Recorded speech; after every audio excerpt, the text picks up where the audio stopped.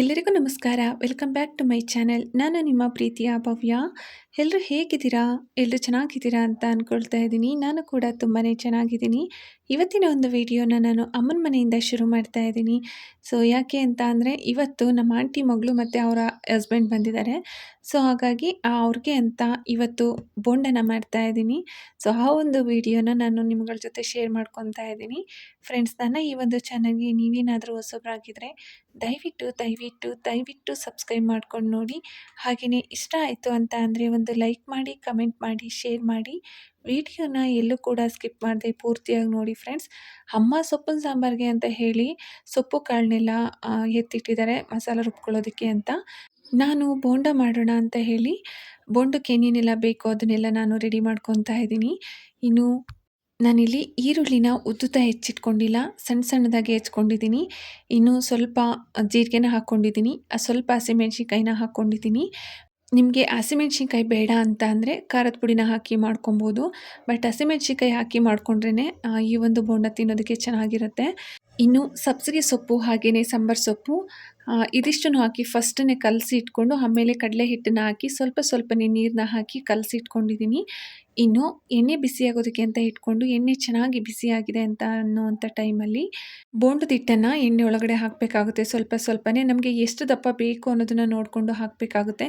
ತುಂಬ ದಪ್ಪ ಹಾಕೋದ್ರಕ್ಕಿಂತ ಮೀಡಿಯಮ್ ಆಗಿ ಇವಾಗ ನಾನು ಹಾಕ್ತಾ ಇದ್ದೀನಲ್ಲ ಅಷ್ಟು ದಪ್ಪ ಹಾಕಿದ್ರೆ ಸಾಕಾಗುತ್ತೆ.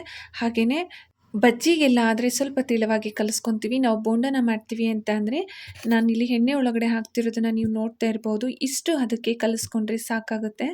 ಸೊ ಎಷ್ಟಾಗುತ್ತೆ ಅನ್ನೋದನ್ನು ನೋಡಿಕೊಂಡು ಹಾಕಬೇಕಾಗುತ್ತೆ. ಜಾಸ್ತಿ ಹಾಕಿದ್ರೆ ಅದು ಎಣ್ಣೆ ಒಳಗಡೆ ಬೇಯೋದಕ್ಕೆ ಅವಕಾಶ ಆಗೋದಿಲ್ಲ.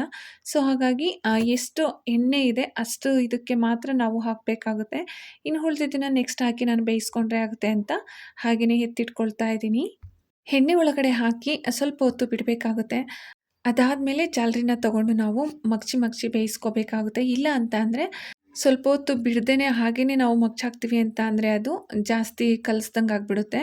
ಸೊ ಹಾಗಾಗಿ 1-2 ನಿಮಿಷ ಬಿಟ್ಟು ಆಮೇಲೆ ನಾವು ಮಗ್ಚಿ ಬೇಯಿಸ್ಕೋಬೇಕಾಗುತ್ತೆ. ತುಂಬಾ ಚೆನ್ನಾಗಿರುತ್ತೆ ಫ್ರೆಂಡ್ಸ್. ನಾನಿಲ್ಲಿ ಸೋಡಾನ ಹಾಕಿಲ್ಲ, ಬೇಕು ಅಂದರೆ ಸೋಡಾನು ಕೂಡ ಹಾಕೋಬೋದು. ಸೊ ಈ ಬೋಂಡಕ್ಕೆ ನಾನಿಲ್ಲಿ ಹೆಸ್ರು ಕಾಳು ಪಾಯಸನ ಮಾಡ್ಕೊಂಡಿದ್ದೀನಿ. ಬೆಲ್ಲ ಹಾಕಿ ಮಾಡಿರೋವಂಥದ್ದು ತುಂಬಾ ಚೆನ್ನಾಗಿರುತ್ತೆ. ಸೊ ನೀವಿಲ್ಲಿ ನೋಡ್ತಾ ಇರ್ಬೋದು, ಇನ್ನು ಬೇಯಬೇಕು. ನಮ್ಮ ಮನೆಯಲ್ಲಿ ಬಜ್ಜಿನ ಯಾವಾಗಲೂ ಮಾಡ್ತಾನೆ ಇರ್ತೀನಿ. ಸೊ ಈ ರೀತಿ ಬೋಂಡನ ಮಾಡೋದು ತುಂಬಾ ಕಡಿಮೆ. ಅದರಲ್ಲೂ ಚಳಿ ಟೈಮಲ್ಲಿ ಈ ರೀತಿ ಮಾಡಿಕೊಂಡು ಟೀ, ಕಾಫಿ ಜೊತೆಗೆ ಅಥವಾ ಊಟಕ್ಕೆ ನಂಚ್ಕೊಳ್ಳೋದಕ್ಕೆಲ್ಲ ತುಂಬಾ ಚೆನ್ನಾಗಿರುತ್ತೆ. ಮಾಮೂಲಿಯಾಗಿ ಬಜ್ಜಿ ಮಾಡ್ತೀವಿ ಅಂತ ಅಂದರೆ ಈರುಳ್ಳಿನ ಉದ್ದುದ್ದ ಹೆಚ್ಚಿ ನಾವು ಬಜ್ಜಿನ ಮಾಡ್ಕೊತೀವಿ. ಈ ರೀತಿ ಬೋಂಡನ ಮಾಡ್ತೀವಿ ಅಂತ ಅಂದಾಗ ಈರುಳ್ಳಿನ ಸಣ್ಣದಾಗಿ ಹೆಚ್ಕೋಬೇಕಾಗುತ್ತೆ. ಆ ಥರ ಇದ್ರೇ ತಿನ್ನೋದಕ್ಕೆ ಚೆನ್ನಾಗಿರೋ ಅಂಥದ್ದು. ಸೊ ಅಡುಗೆ ಅಂತ ಅಂದರೆ ಒಂದೊಂದು ರೀತಿಯಲ್ಲಿ ಇರುತ್ತೆ. ಸೊ ಬಜ್ಜಿಗೆ ಏನೇನೆಲ್ಲ ಐಟಮ್ಸ್ ಹಾಕ್ತೀವಿ ಅದನ್ನೇ ಬೋಂಡಾಗೆ ಹಾಕ್ತೀವಿ. ಬಟ್ ಮಾಡೋ ರೀತಿ ಮಾತ್ರ ಚೇಂಜ್ ಇರುತ್ತೆ. ನೀವಿಲ್ಲಿ ನೋಡ್ತಾ ಇರ್ಬೋದು, ಇಷ್ಟು ಬೇಯಿಸ್ಕೊಂಡ್ರೆ ಸಾಕಾಗುತ್ತೆ. ಇದಕ್ಕಿಂತ ಜಾಸ್ತಿ ಕಪ್ಪಾಗಿ ಬೇಯಿಸ್ಕೊಂಡ್ವಿ ಅಂತ ಅಂದರೆ ತಿನ್ನೋದಕ್ಕೆಲ್ಲ ಅಷ್ಟು ಚೆನ್ನಾಗಾಗೋದಿಲ್ಲ. ಸೊ ಇವಾಗ ನಾನು ಉಳಿದಿರೋ ಅಂಥ ಹಿಟ್ಟನ್ನು ಕೂಡ ನಾನಿಲ್ಲಿ ಎಣ್ಣೆ ಒಳಗಡೆ ಹಾಕಿ ಬೇಯಿಸ್ಕೊತಾ ಇದ್ದೀನಿ. ಈ ಒಂದು ಬೋಂಡ ಮಾಡೋದಕ್ಕೆ ಜಾಸ್ತಿ ಟೈಮ್ ಏನು ಬೇಕಾಗೋದಿಲ್ಲ, ಕ್ವಿಕ್ಕಾಗಿ ಮಾಡ್ಕೊಬೋದು. ನೋಡಿದ್ರಲ್ಲ ಫ್ರೆಂಡ್ಸ್, ಬೋಂಡ ಮಾಡೋದು ಹೇಗೆ ಅಂತ ನಾನು ನಿಮ್ಗಳ ಜೊತೆ ಶೇರ್ ಮಾಡ್ಕೊಂಡಿದ್ದೀನಿ. ಈ ಒಂದು ವಿಡಿಯೋ ನಿಮಗೆಲ್ಲ ಇಷ್ಟ ಆಗುತ್ತೆ ಅಂತ ಭಾವಿಸ್ತಾ ಇದ್ದೀನಿ. ಫ್ರೆಂಡ್ಸ್, ನನ್ನ ಈ ಒಂದು ಚಾನಲ್ಗೆ ನೀವೇನಾದರೂ ಹೊಸಬ್ರಾಗಿದ್ದರೆ ದಯವಿಟ್ಟು ಸಬ್ಸ್ಕ್ರೈಬ್ ಮಾಡ್ಕೊಂಡು ನೋಡಿ. ಹಾಗೆಯೇ ಇಷ್ಟ ಆಯಿತು ಅಂತ ಅಂದರೆ ಒಂದು ಲೈಕ್ ಮಾಡಿ, ಕಮೆಂಟ್ ಮಾಡಿ, ಶೇರ್ ಮಾಡಿ. ವಿಡಿಯೋನ ಎಲ್ಲೂ ಕೂಡ ಸ್ಕಿಪ್ ಮಾಡದೆ ಪೂರ್ತಿಯಾಗಿ ನೋಡಿ. ಧನ್ಯವಾದಗಳು.